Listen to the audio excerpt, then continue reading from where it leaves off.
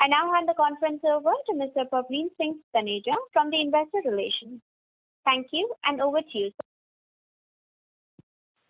Good evening, everyone. Thank you for being with us on our Q1 FY22 earnings conference call. I would like to remind you that some of the statements made on the call today could be forward-looking in nature, and a detailed disclaimer in this regard has been included in the press release that has been shared on our website.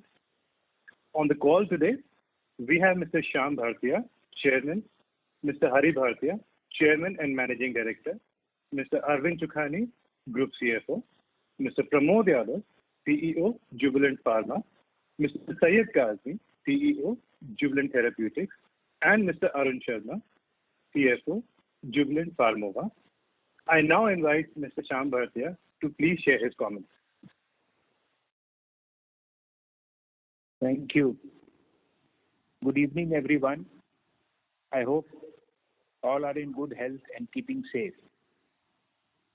Before we discuss the company's performance during the quarter, I have an important announcement to make. Board of Directors of Jubilant Pharmova Limited, at its meeting held on July 23, 2021, has approved the demerger of the API undertaking of Jubilant Generics Limited and vesting the same with Jubilant Pharmova on a going concern basis, to be implemented through a scheme of arrangement between JGL and JPM and their respective shareholders and creditors under sections 230 to 232 and other applicable provisions of the Companies Act 2013. The business of reorganization is aimed at creation of a small molecule, discovery and chemistry focused vertical present across value chain of CRO and CDMO of innovative and generic APIs. It will strengthen and sustain long-term growth, profitability, market share, customer service, risk management, as it requires focused management attention, different skill sets and resources. This will ensure that synergies between CRO and CDMO businesses are realized more effectively under a holding/subsidiary company structure as compared to fellow subsidiary structure. This organization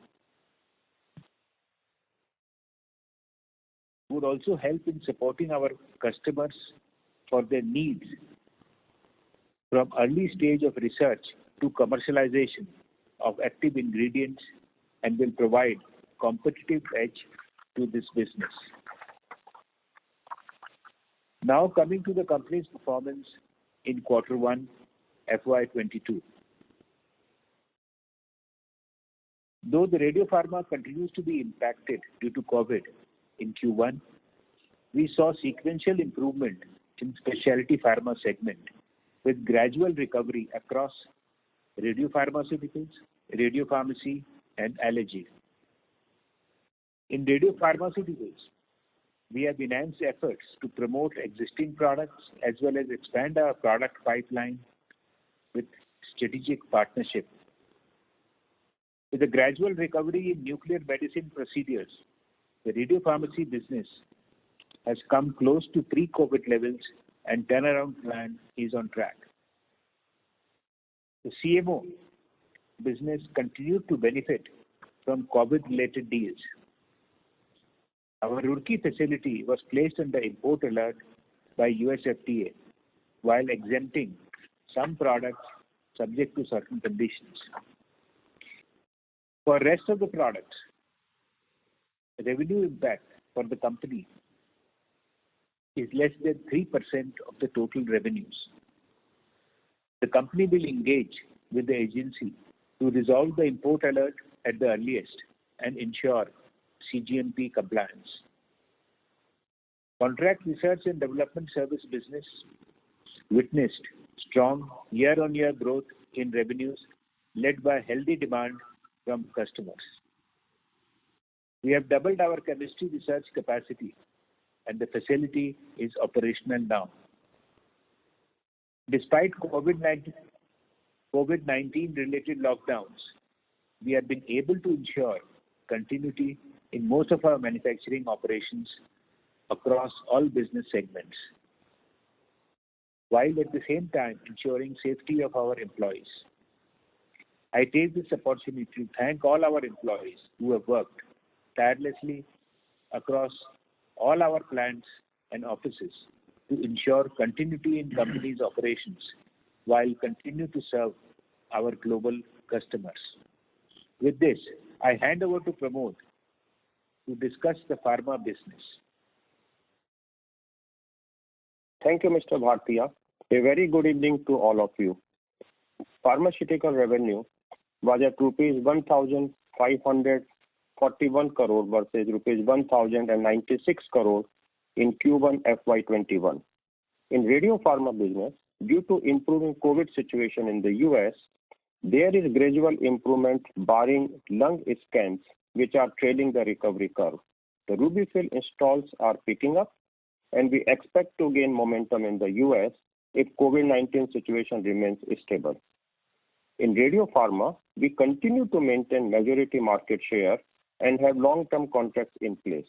We are building a long-term pipeline of radiopharmaceuticals, including generics, as well as proprietary products being used as the diagnostic, therapeutics, theranostics, and the devices via in-house R&D, as well as strategic partnerships with key nuclear medicine companies.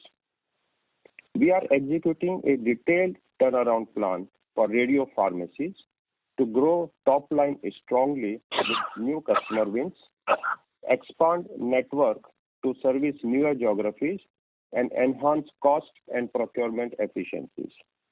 The allergy immunotherapy volumes have normalized to pre-COVID levels in Q1 FY22 as COVID-related restrictions ease. The CMO business revenue grew year-on-year based on strong demand from customers as well as COVID-related deals.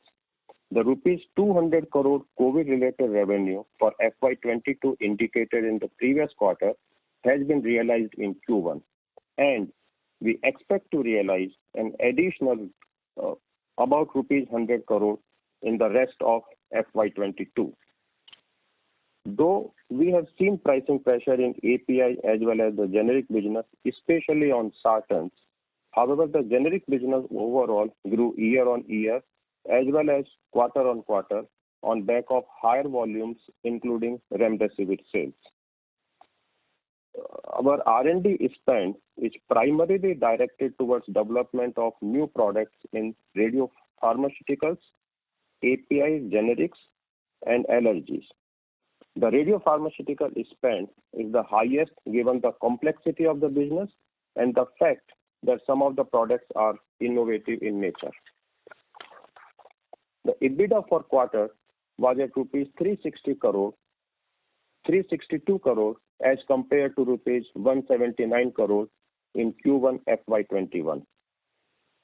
The Roorkee formulation facility was placed under import alert by US FDA. The agency has exempted a few products from the import alert, namely the Meclizine, Olanzapine ODT, Risperidone ODT, Spironolactone, and Valsartan.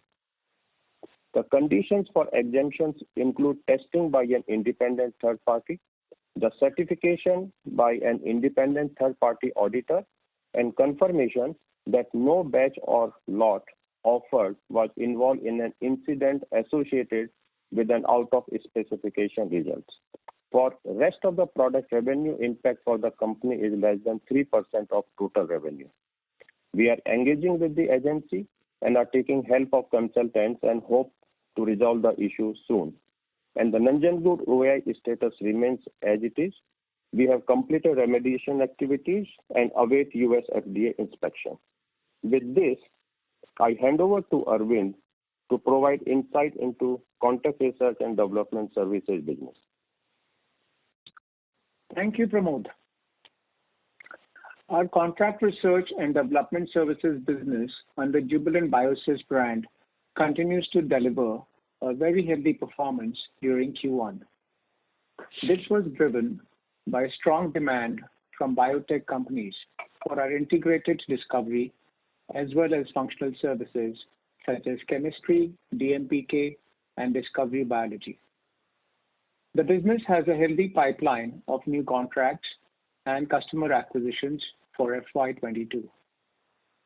Q1 FY22 revenue grew 55% year-on-year and EBITDA grew 90% year-on-year.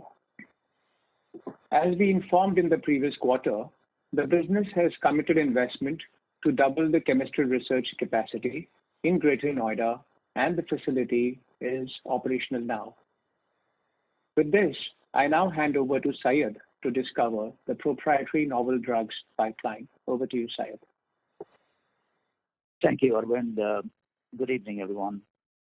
In our proprietary novel drug business, we are developing a pipeline of potential first-in-class and best-in-class agents to deliver precision medicines focusing on addressing unmet medical needs in the area of oncology and autoimmune disorders. We are also leveraging our industry-validated drug discovery platform to identify novel promising agents and move them from discovery to development on an accelerated timeline. Our first-in-class LSD1 HDAC6 dual inhibitor addresses multi-billion-dollar market segments in both hematological malignancies and solid tumors, and is undergoing investigational new drug IND studies with a goal to file IND and initiate first-in-human clinical studies in early 2022. Two more programs are following this lead. A first-in-class PAD4 inhibitor targeting autoimmune disorders such as rheumatoid arthritis subsets, as well as metastatic cancer, and a differentiated PRMT5 inhibitor with potential best-in-class profile, which uniquely shows both blood and brain exposure, and therefore can address brain tumors like glioblastoma as well as brain metastasis. IND filings for these two programs are planned over the next 12 to 15 months. The U.S. biotech market is witnessing very strong investor interest in precision therapeutics in oncology and autoimmune diseases based on the recent equity raises at attractive valuations. In our proprietary novel drug business, we are developing very high potential and first-in-class assets in these areas. 4 of our assets under development are at advanced preclinical stage and will transition to clinics starting early next year. The company is working towards creating shareholder value in this business through a private or public equity raise during the coming 18 to 24 months. With this, I now hand over to Arun to discuss the financials. Thank you, Syed. A very good evening, and I thank everyone for taking out time and joining us on our quarterly earnings conference call. I would like to highlight the company's financial performance for the quarter ended June 30th, 2021.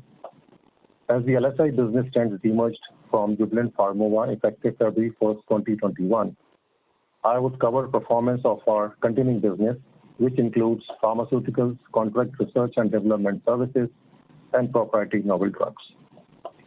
Revenue from operations during the quarter was at 1,635 crore as compared with rupees 1,156 crore in Q1 last year.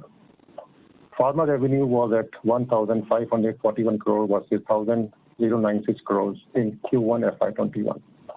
While contract research business reported revenues at 88 crores as compared with 57 crores during Q1 FY21. The EBITDA reported during the quarter was at 379 crores as compared to 183 crores in Q1 FY21, with margin at 23.2% versus 15.8% in Q1 FY21. Depreciation and amortization expense during the quarter was at 88 crores versus rupees 82 crores in Q1 FY21. Finance cost during the quarter was at 35 crore versus rupees 48 crore in Q1 FY21, a reduction of 28% YOY. Average blended interest rate for the quarter was at 4.64% per annum. Reported PAT during the quarter was at 160 crores as compared with 35 crores in Q1 last year. EPS was at rupees 10.1 per share versus rupees 2.2 per share in Q1 last year. We continue to focus on deleveraging, and I'm glad to mention that during the quarter, the company reduced its net debt on a constant currency basis by rupees 277 crore to rupees 1,651 crores. Capital expenditure, excluding R&D capitalization, was at 106 crores for the quarter for FY22. We plan to spend around 700 to 800 crores. With this, I would like to conclude our opening remarks. We will now be happy to address any question that you may have. Thank you. Thank you very much. We will now begin the question and answer session. Anyone who wishes to ask a question may press star and 1 on the touchtone telephone. If you wish to remove yourself from the question queue, you may press star and 2. Participants are requested to use handsets while asking a question. Anyone who would like to ask a question, you may press star and 1 at this time.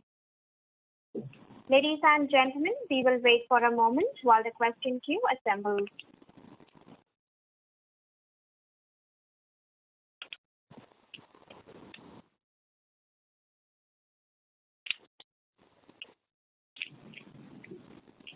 Anyone who would like to ask a question, you may press star and 1 at this time. The first question is from the line of Alankar Garude from Macquarie. Please go ahead. Hi, good evening, everyone. Sir, can you update us on the key issues cited by FDA which led to the import alert? Yeah, hello Alankar, this is Pramod. The key issues cited by FDA in the 483 observations were mainly related to either cleaning protocols or some of the validations for our the data, the way they are backed up in the server, etc. While raising the import alert, the FDA doesn't cite the issue separately.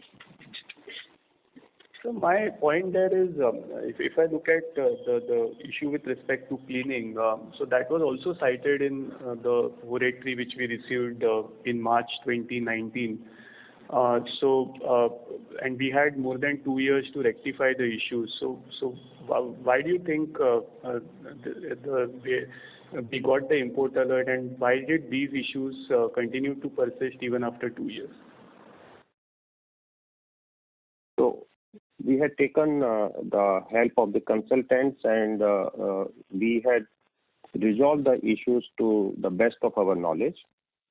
But however, when the inspection happened, there were some issues related to the cleaning which was not part of the process, where actually material was not coming in the direct contact. And on that part also, FDA made the observation that these also need to be included in the SOP for the cleaning. And since the issue was related to cleaning, so your observation is right that this issue also came up earlier, and probably that is the reason that FDA took the decision to raise the official action to import alert. But since the issue is only related to GMP and some of the practices which are to be followed, including the training, etc., these are not the issues which are difficult to resolve, and we hope that we should be able to resolve these issues very soon. Understood, sir. So basically, there are no data integrity issues. I'll say there is no any data fraud or that kind of issues. Okay. So essentially, do you see a possibility of a systemic risk for any of our other facilities because of the import alert? We don't foresee at this stage. We don't have such kind of observations at the other facilities. So there's nothing more to comment on that at this stage. Fair enough, sir. Sir, my second question is, if you look at the restructuring, is it a precursor to a separate listing of the CRAMS and the API business in the future?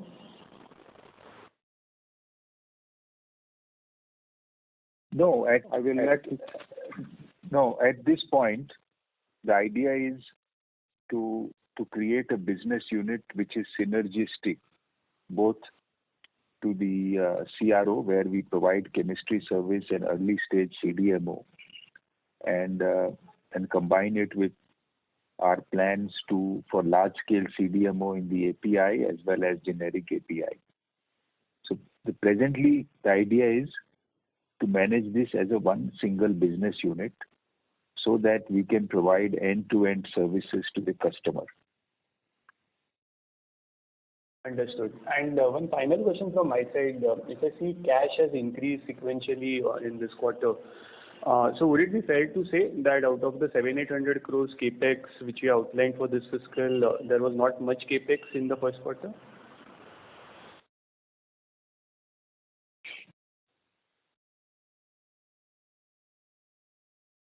I think Arun had mentioned that we spent about 106 crore in Q1. Okay. Yeah. Okay. Fair enough, sir. Thanks and all the best. Thank you. The next question is from the line of Rahul Veera from Abacus. Please go ahead. Hi, sir. Sir, in our drug discovery and solutions business, we have been close to 38% kind of margins. So wanted to understand the sustainability and also how many research scientists do we have in the team, and what will be the number once we increase the capacity out there in the coming year? Mm-hmm. So as you heard that we doubled our chemistry service offering and the start of Greater Noida unit, and we do see a good traction in the market, and we are hoping by the time we reach end of next year, we should further look at increasing capacity, and we have room available in the Greater Noida facility itself. So we can quickly take up expansion or fit out of the units if we need more capacity there. As far as other discovery services are concerned, we do want to expand it in Bangalore, and for which the plans are getting finalized, which both integrated drug discovery as well as other biology related services. Sure. Sir, my question is, what is the number of scientists do we have right now on payroll, and post the increased capacity, what will be the number of scientists then in the drug discovery business? I don't have the numbers ready in hand, but I'll make sure that it comes to you. Sure. That would be great, sir. And sir, one quick question. So post this reorganization, so the two units will be largely the radiopharma and predominantly CRAMS. That is the way to look at it? No, not radiopharma. Okay. So could you just give some highlight out there, like how will the business structure will look? Yes. Like which will be the two large divisions for us after this restructuring? No, sorry. What was your question? So post the restructuring, how will our business appear? I mean, which will be the one large division, which will be the second division? Right now we report as specialty, CDMO, drug discovery. Yeah. So in Jubilant Pharma will be large business, and then CDMO will also be large business, and generic business. The three business sectors will be there. Okay. And Jubilant Generics? No, and then there will be drug discovery and API and innovative and generic APIs. Okay. Fair point, sir. Yeah. Thank you so much, sir. Thank you. The next question is from the line of Ranveer Singh from Sunidhi Securities. Please go ahead. Yeah, thanks for taking my question. So again on this restructuring, just wanted to get clarity that currently our CDMO business is US based, right, on Montreal facility. So that US business of CDMO and CRO business under Jubilant Biosys and plus API, that will be getting clubbed after revenue. No. The CDMO business is a sterile one in US. That will stay as one single business unit. That is a sterile contract manufacturing. That will stay as a separate. Only the chemistry part, which is the API part, will get integrated with the CRO business, and both are in India, as you know. Okay. So only that CRO API, which was earlier clubbed under CDMO, that is carved out, and that CRO business would be clubbed. That is what. So the Biosys business and the API business will be managed together. Okay, fine. And so secondly, you mentioned 200 crore COVID-related revenue came, which was related to earlier year. That 200 crore is part of our pharma business, right? In this quarter. Yes. So this 200 crore was not a revenue of earlier year.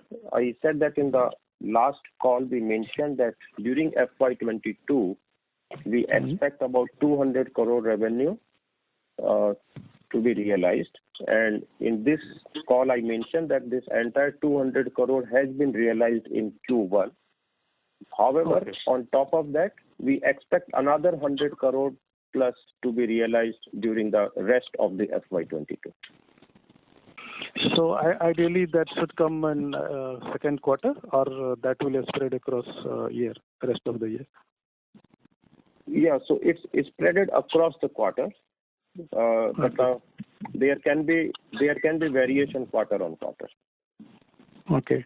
So if I reduce this 200 crore, then rest of the business has actually been lagging on Q&Q basis also, and year on year there would be some growth, but on Q&Q there has been even the pharma business you see has declined significantly, right?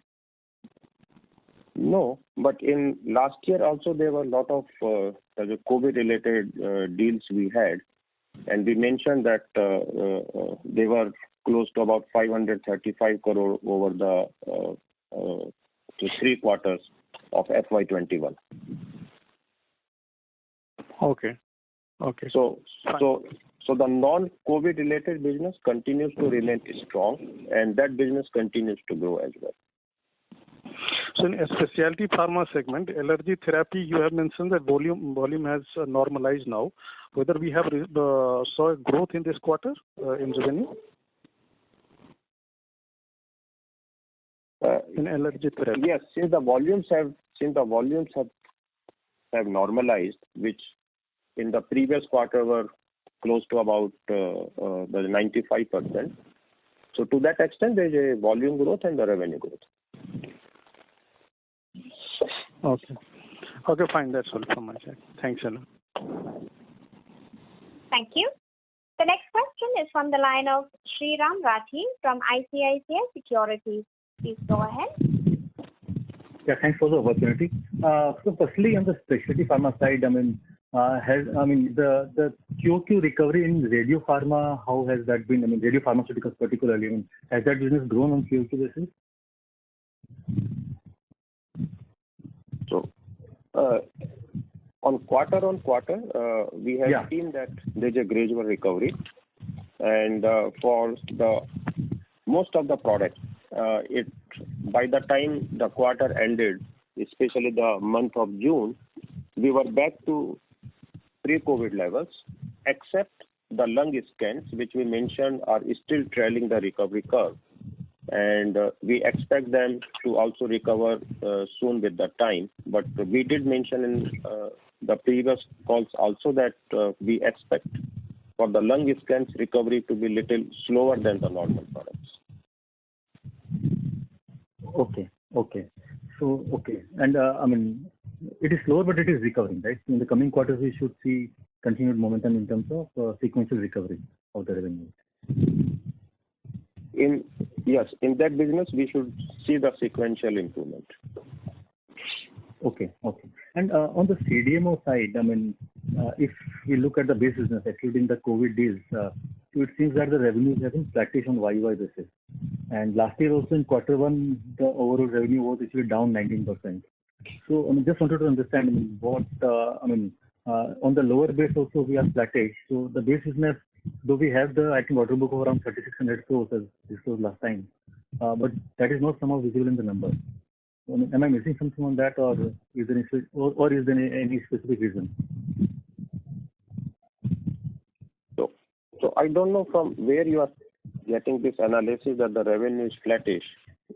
We have the contracts in place where we do the annual price increases, and those annual price increases directly go into the growth of the revenue as well as they go into EBITDA.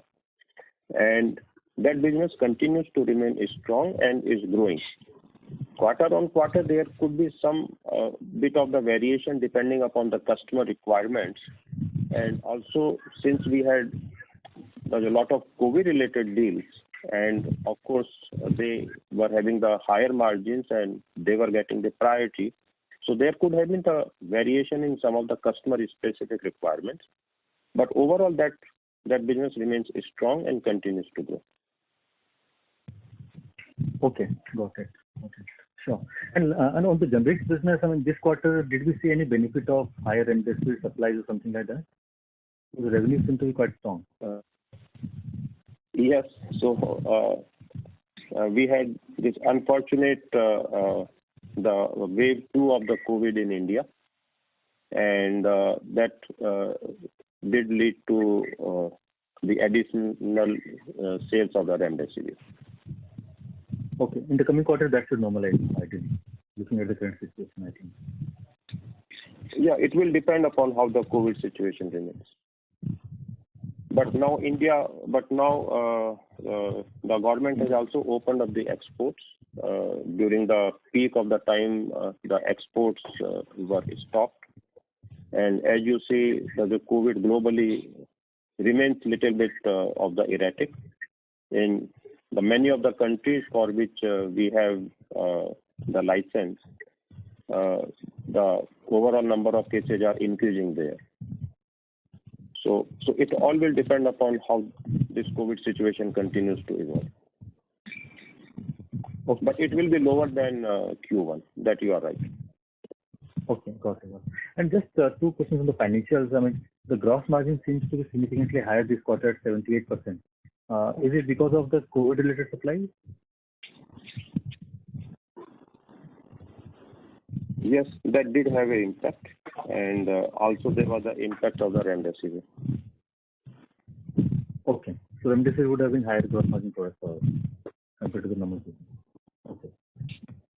And I mean, any specific reason for the higher SG&A expenses this quarter? I mean, it looks like around 400 crores is there versus normal run rate of around 300 to 340 crores in the past.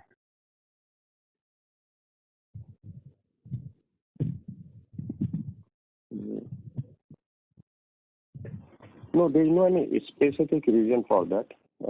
It may have been the normal this marketing related expenses, and in the previous quarters, especially in Q1 of the last year when the COVID was there, so all the traveling etc. had totally stopped. And as the situation improves, some of those expenses start coming back. Plus, we are also spending the additional amount for the growth for the RUBY-FILL, and that impact is also there. Okay, so we should model with this current run rate now for the future quarters.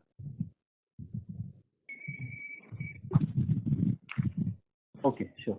Yeah, I think we can do a bit of the detailed analysis and then take that offline. Okay, sure, sir. Thank you so much. That's it. Bye. Thank you.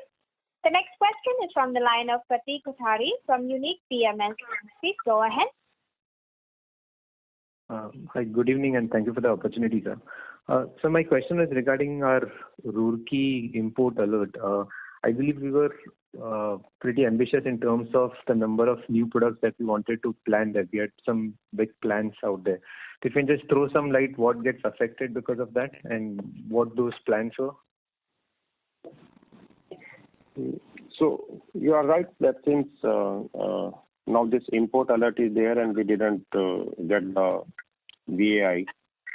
So till the import alert is lifted, that plan gets postponed. So we can assume that at least there could be a delay of about a year because of that. But in the meantime, we are also exploring the possibilities that all the important products which are there, if we can file them from the different locations, so that we are able to bring the products earlier in the market. So we are in the process of doing that evaluation, and at the same time, likewise, the products which currently have been restricted for import into US, we can take to the other sites and then bring them back into the US market. So that evaluation is also the ongoing in parallel. Okay, fair enough.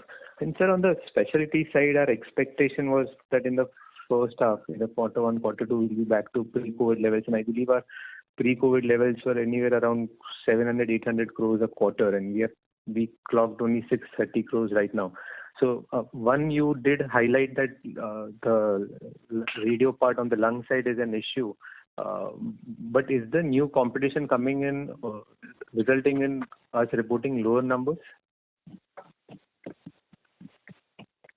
So, yes, to some extent, competition impact will be there, and this we have been saying that we have given whenever a generic enters in this space, you have to give some market share, and a bit of the price correction happens, but not to the extent what you see into oral solids or to the other generics.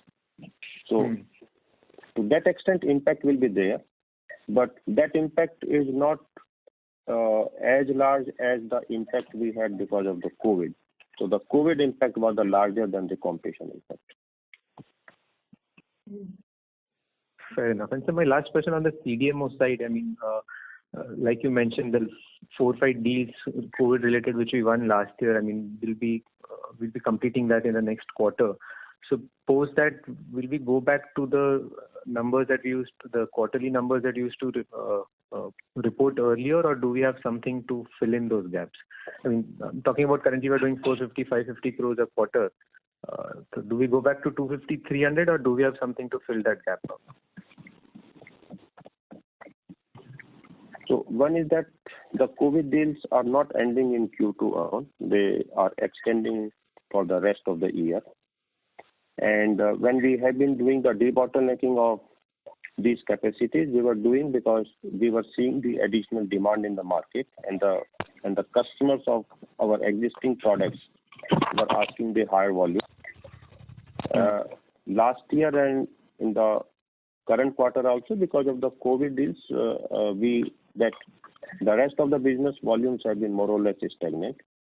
As the COVID deals starts to winning out, we will have the capacity available to take care for the normal business which we had been running, and we will have opportunity to grow the volumes there.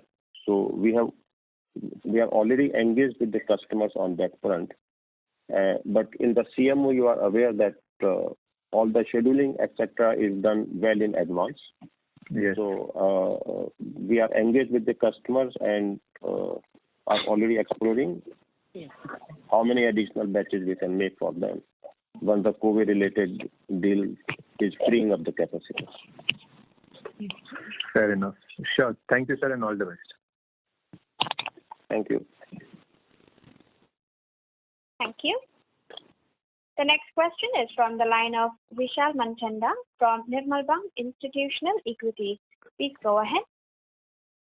Thanks for the opportunity. Sir, with respect to your drug discovery services, where you have doubled your chemistry capacities, can you quantify how much revenues can it add to your base, and how long will it take to do that?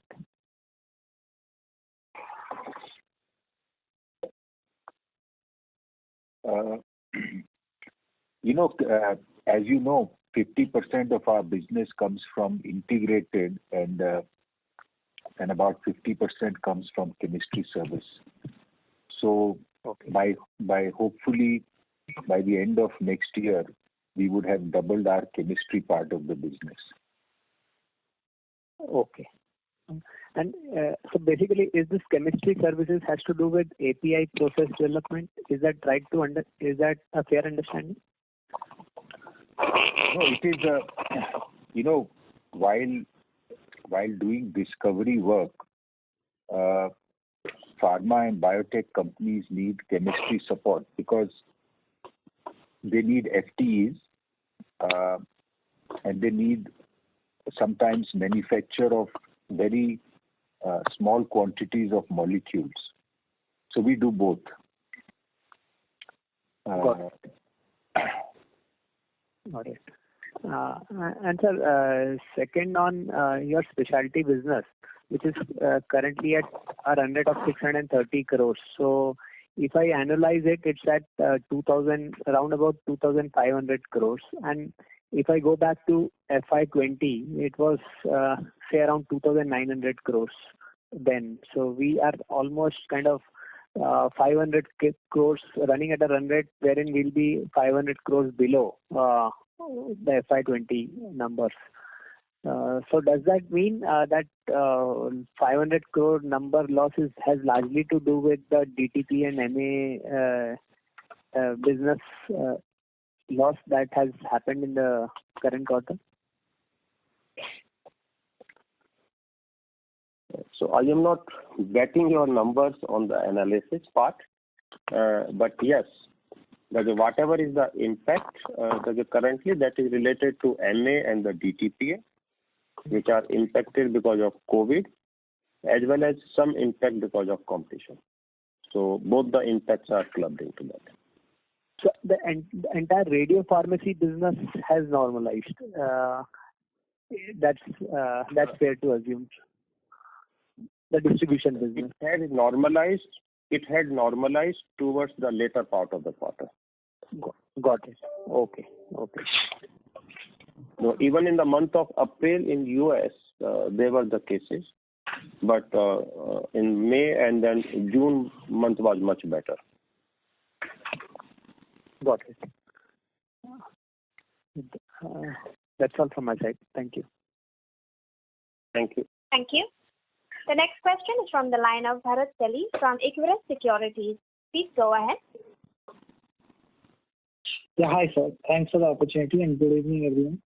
So I just wanted to understand, I would request you to quantify what sort of revenues have come from Remdesivir during this quarter, and a small clarification: when we say that the COVID-related revenues have been around 200 CR, we are not including Remdesivir revenue in this. Can you clarify that?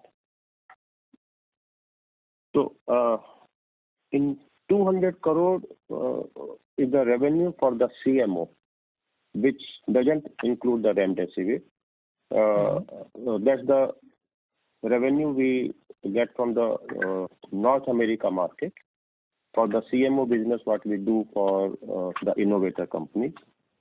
And the Remdesivir, we have voluntary license for India and other developing countries, which doesn't include the North America market. So both are totally different businesses. Right. And can you quantify how much has come during the quarter from Remdesivir? Yeah, I think the product specific quantification we should avoid. Sure, sir. Sure. And sir, just wanted to understand on the gross margin part, since there will be a bunched up revenue of Remdesivir, which will be having a relatively low margin, still our gross margins have improved sequentially. So what exactly could be the reason for that? Because remdesivir would be relatively far lower margin, and we are having some price cuts as well during the start of the quarter. No, margins in the remdesivir were reasonably good. And plus, also the margins in CMO for the COVID-related deals were much higher than the normal CMO business. Understood. Understood.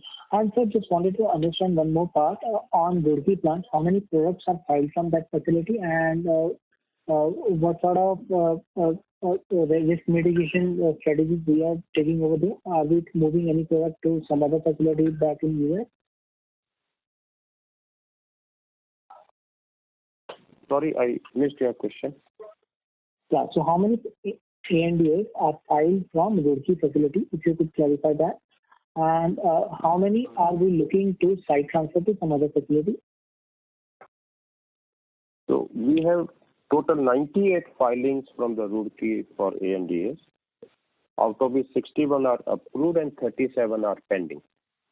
So the which are approved, that's there, but the one which are pending, which we were to launch after the site would have got out of the warning letter. Out of that, few important products we are looking at taking to the other sites, but we are as of now doing that evaluation. We haven't decided yet completely because this is very new development. Right. And how many products will be filed from the US facility, Hollister? So ANDA, then we file other than from the Roorkee, we file from the Cadista, which is in the Salisbury. Right. And those products have no issue for the approval. So right. So how many products are filed? They are into the normal process. Right. So how many products are filed from there, which are pending approval from Salisbury plant? Okay. I may not have the exact number, but it's into single digits. Sure, sir. That's helpful. I will get back in with you. Thanks a lot, sir. Yeah. Thank you. Thank you. The next question is from the line of Aejas Lakhani from Unifi Capital. Please go ahead. Yeah, hi. Two questions. First, the entity that you're carving out in the form of a demerger is just the pure play API business, which is give or take 600 crores. Is that understanding correct? Yeah. Okay, fine. Second, I just wanted to understand that now Triad, our radio distribution business, it's been 3 years. And when we acquired that as well, that business was a loss-making entity, if I understand correctly. So just wanted to pick your thoughts on, how this acquisition has played out 3 years down the line. How do you think about it?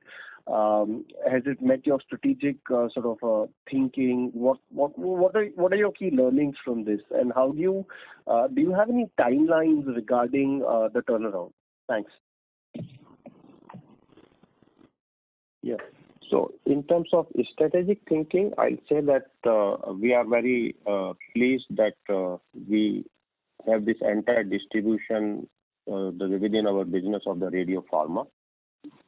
It gives us the direct access to our customers, and as well as we continue to grow the pipeline for all the developmental products which are in the development in the R&D, and which we plan to launch soon in the near years. This distribution gives us the ready-made market for those products. So whatever market share we have into the distribution, that much market share we as such get for those products directly as soon as we launch them. Plus, as I mentioned, that every buyer would like to have the alternate vendors. So even in rest of the market also we get the share. So rough calculation, suppose you assume our market share is about 20-25%, and then we get another 20-25% market share for the others. So when we launch the product, we straightway hit close to 50% market share. So that's a huge the strategic advantage we have in this business. And that's the reason we continue to focus on this business. But you are right. Since we acquired, we have been into red. And the reason for that we mentioned earlier that during the acquisition process, because of the regulatory challenges lasted much longer than what it should have been. In the process, customer got panicky and they had done some long-term contracts with the competition. And those contracts are now coming up for the renewal. But unfortunately, in FY21, we had this impact of the COVID. So that has made some dent onto it. And during the time of the COVID, all the customers were having the priorities for themselves to sustain their business and not to look for the alternate suppliers, etc. Because when they go for the alternate supply, they also have to make a lot of changes into their systems for the entire supply chain software, etc. So during the COVID time, the customers have withheld any discussion on the changing of the vendors. Now, as the situation has started getting normalized in US, now we are seeing all those customers are opening up for the discussions. We already have a very strong funnel of the various RFPs, and we are in the discussion with the customers. So that's why I mentioned that we have planned to continue to grow the top line very strongly. And as of now, we see that in another about 2 years' time, we should be at the break even in this business, and then we will continue to grow this business and generate positive EBITDA margins. When we see this business as a standalone, but at the same time, it will continue to support our own radiopharmaceutical business.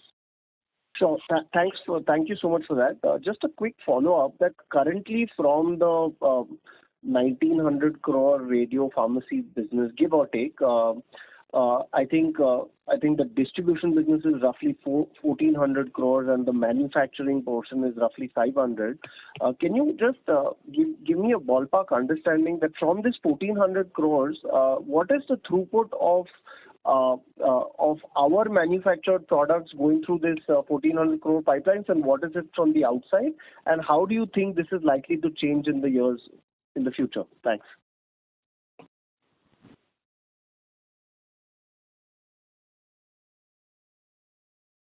One is that I'm getting lost in your numbers because they are quite very different than the reality. But however, I mentioned we have about close to 20 to 25% market share, and but in this business we don't distribute only our product. We are also distributing the products of our competitors. So for our product, mostly the priority always remains that we are distributing our own. But however, it's not on exclusive basis because we also have to take care of the customer's requirement, and the customers may have the contact with our customers with our competitors. So it's a mix. Sure. So could you just give the proportion of?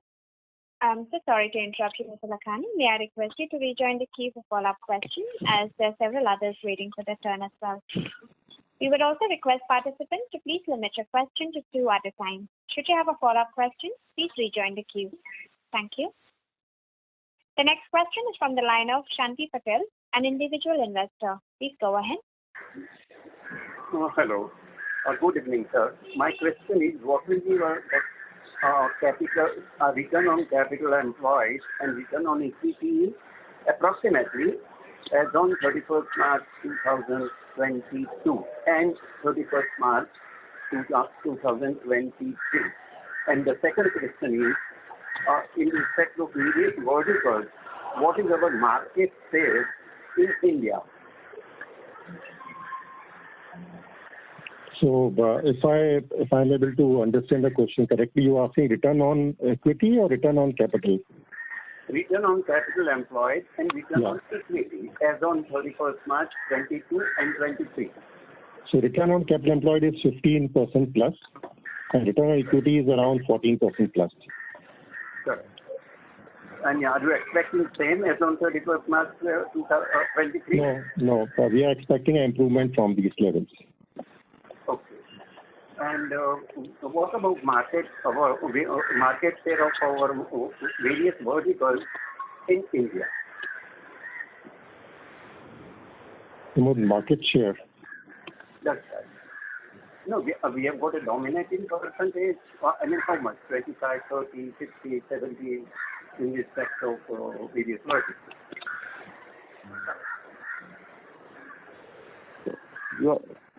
Sorry, this is Pramod here.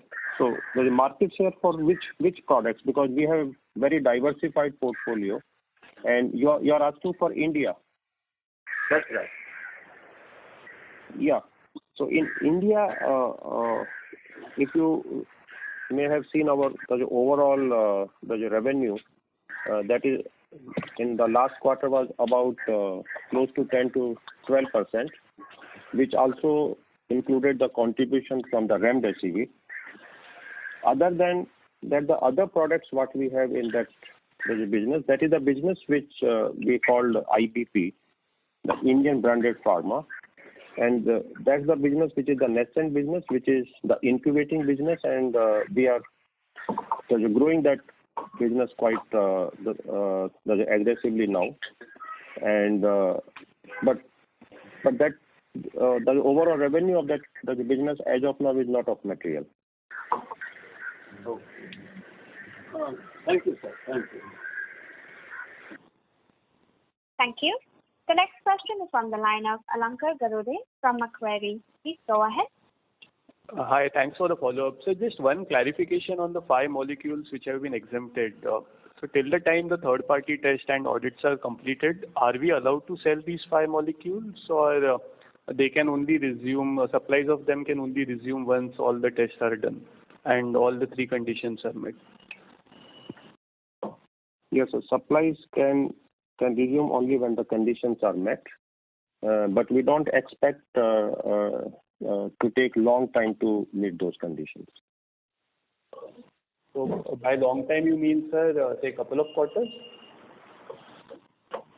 No, it could be probably 1 month, 1.5 months, 2 months max. Understood, sir. Okay, sir. Thanks and all the best. Thank you. Thank you. The next question is from the line of Tushar Bohra from MK Ventures. Please go ahead. Yeah, thank you for the opportunity. Sir, just one thing. Can you help me with the comparison on a quarterly basis, QOQ, for the key headline numbers? Because you had, last year you also had, rather last quarter you also had life sciences business for some part. So exactly how are we doing on a QOQ basis, purely for the pharma business? Quarter on quarter, we are doing well in pharma business, and we have given the numbers of pharma business in Q4 also and Q1 also. The numbers are comparable. So the Q1 business of last year doesn't include the our chemical ingredients business. No, Q4, I'm saying, sir, Q4 business, Q4 vis-a-vis Q1. If you can just help, because the presentation in most places mentions only a YOY performance. Can you just help us with the headline numbers on? Like-to-like yes, YOY performance. No, like-to-like QOQ performance. Yeah, I'm looking for. It's all like-to-like. No, I can intervene. You are asking comparison of Q4 last year versus Q1 this year? Right, sir. Yeah. So the revenue has grown by 4%, and EBITDA is more or less flat. Okay.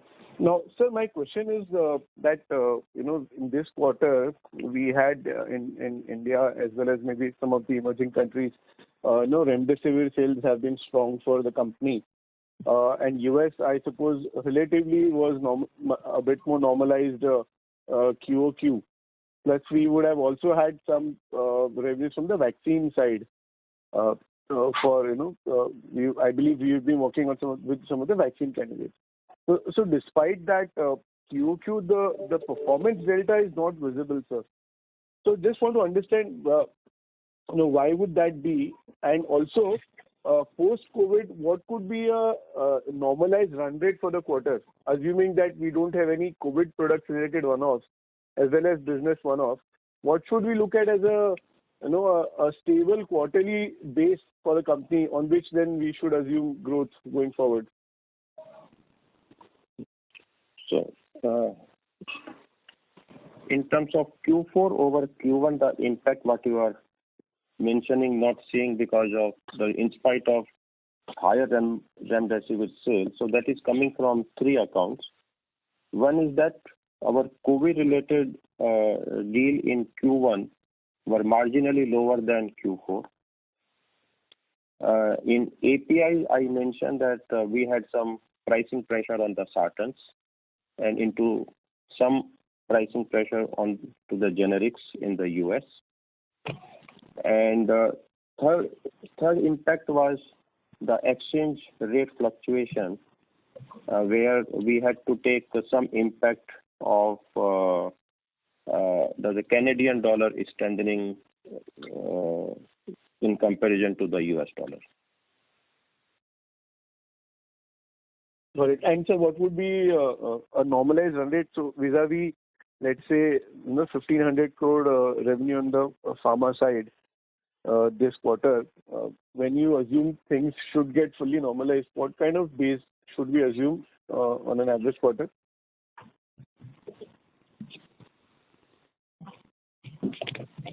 So I will say business to business, you will have the variations. Like some of the CMO COVID deals will go down, but then we will have the growth coming in from radio pharma business as the COVID gets normalized. Both these businesses are compensating each other due to the impact of the COVID. And also we need to watch the pricing development onto the API and onto the generic space. And we should see the recovery over there. So on the just a follow up on this. So on APIs, as you mentioned, sartans being one of our key product baskets is facing pressure. And on the generic side, given our plants are facing regulatory issues, couple of key plants, so some of the growth has got hampered. So how exactly do we expect this basket to grow? And on the radio pharma side, would it be fair to assume that since a large part of your normalization is to come from the radio pharma business only, which remains a high margin, it should more than compensate for the drop in margins because of the COVID-related business? So on an overall basis, as the things get normalized, should we see a gradual improvement in margins further from here? If the lung scan procedures comes back to the normal level, then what you are saying is right. But the only issue is that we are seeing that bit slow the recovery. However, we are making efforts in terms of conducting the webinars and educating the physicians to start using the scans, because the entire procedure is absolutely safe. The SNMMI has also issued the guidelines that are asking all the physicians to go back to MA and the DTPA because the entire procedure is safe. So the development, so the efforts in that direction are going, and we have to see the recovery over there happening. But overall, when that happens, then the business should be back to normal. Plus, then we will bring the additional the products which are into the R&D, and we also continue to grow the RUBY-FILL. We also will have the capacity in the CMO to grow our other products. Then the allergy business continues to do well, and in API we have the traction for the volumes. Though we will not though we will have impact from the Roorkee for the supplies to the US market, but then Roorkee will have additional capacity available to take care of the rest of the world market. So when you look at all these, there are many of the opportunities for us to grow, then just the lung scan the procedures where the recovery is little slow has many other places where we can not only compensate that but grow even more. Thank you. Ladies and gentlemen, that was the last question for today. I now hand the conference over to the management for closing comments.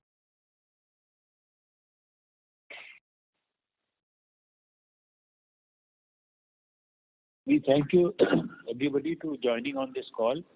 In case you need any further clarification, please contact our investor relations and we'll be happy to answer all your questions. Thank you. Thank you. On behalf of Jubilant Pharmova Limited, that concludes this conference. Thank you for joining us, and you may now disconnect your line.